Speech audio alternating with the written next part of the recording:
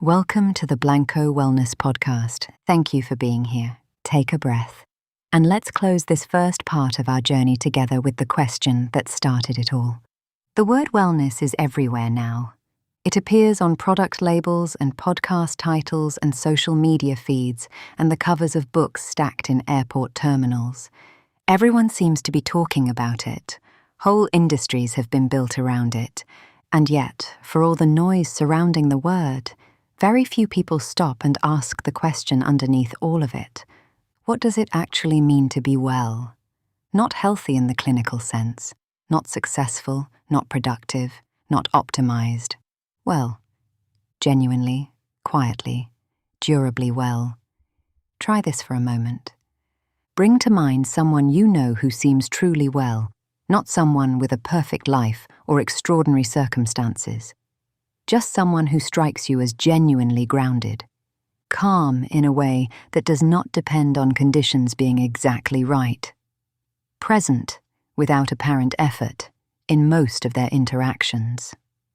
What qualities come to mind? Most likely something like steadiness, a quality of ease that does not require maintenance, the sense that they are not perpetually at war with their own experience. Notice that almost none of those qualities have much to do with what they own, what they have achieved, or how their life appears from the outside.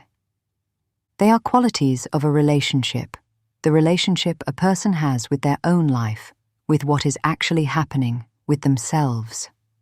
This is where most conversations about wellness quietly miss the point. They focus on the external arrangement, the right diet, the right routine, the right environment, the corrected body, without touching the more fundamental question of what is happening on the inside. A life can be meticulously arranged on the outside, while feeling, from within, hollow and exhausting. And a life that looks unremarkable from the outside can contain a genuine richness, because the person living it has somehow found a way to be actually present for it. There is a story about a man who spent years searching for contentment through every available route. Travel, achievement, accumulation, self-improvement of various kinds, finding each one satisfying briefly, before the familiar restlessness returned. One afternoon, he met an elderly gardener whose circumstances were modest in every visible way, and yet who seemed unmistakably at peace. The man asked what his secret was. The gardener considered the question, and then said simply, "I stopped wishing for a different life."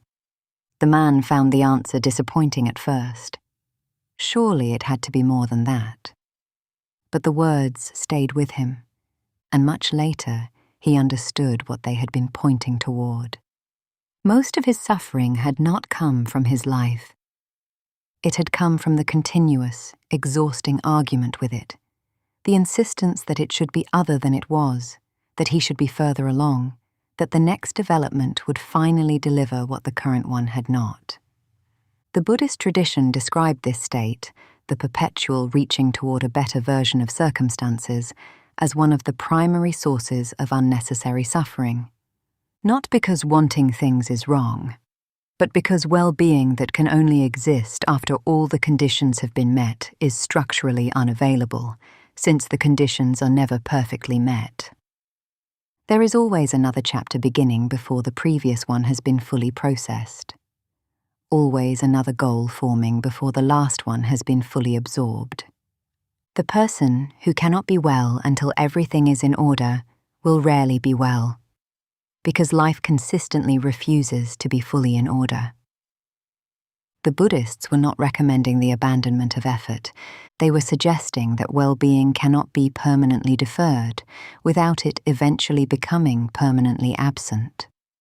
The Taoists approached this through the lens of nature, which they returned to as their primary teacher on almost every question. The concept of Ziran, the quality of being naturally and unself-consciously oneself without internal contradiction or resistance, describes the condition of everything in the natural world, except human beings. A tree in winter is not failing to be a tree in spring. It is fully, completely a tree. In the season, it is actually in, drawing on exactly the resources available to it right now, without apology for what it is not. Human beings alone seem capable of the particular suffering of being in one season, while insisting they should be in another, of living in the life they actually have, while directing most of their attention toward the one they would prefer. There is also a misconception about well-being worth naming directly. It does not mean feeling good all the time. The ancient traditions were clear about this. The Buddhists understood that sadness belongs to life, that grief is an honest response to genuine loss, that difficulty is not evidence of failure, but simply one of the seasons that a human life moves through. The Taoists understood this through the same seasonal framework. Spring and winter are not opposites of which one is right and one is wrong. They are part of the same cycle, each necessary, each containing its own character and its own gifts.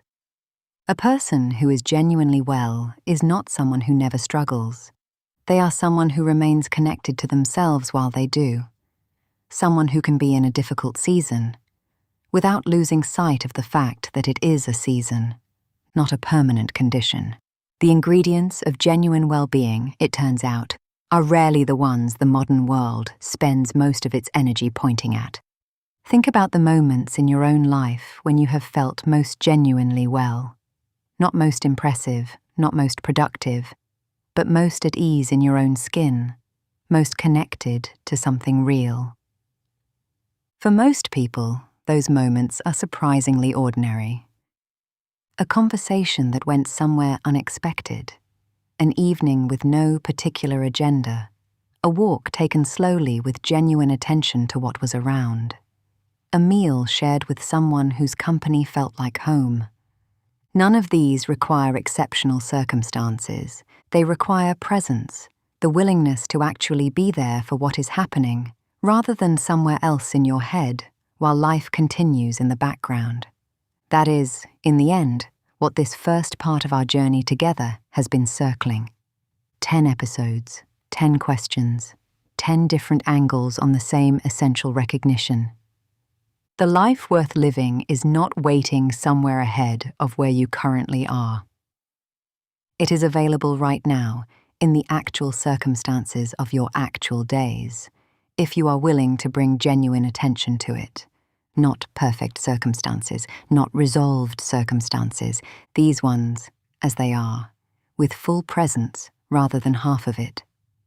As we close today, I want to leave you with one question to carry into everything that follows. What does being well actually mean to you? Not the social media version, not the version that looks good from the outside, the honest, specific, personal version. What would a genuinely well life feel like from the inside, on a Tuesday afternoon, in the middle of an ordinary week? That question is worth living with, because how you answer it will quietly shape almost everything. Thank you for being here with me today. Until next time, be well.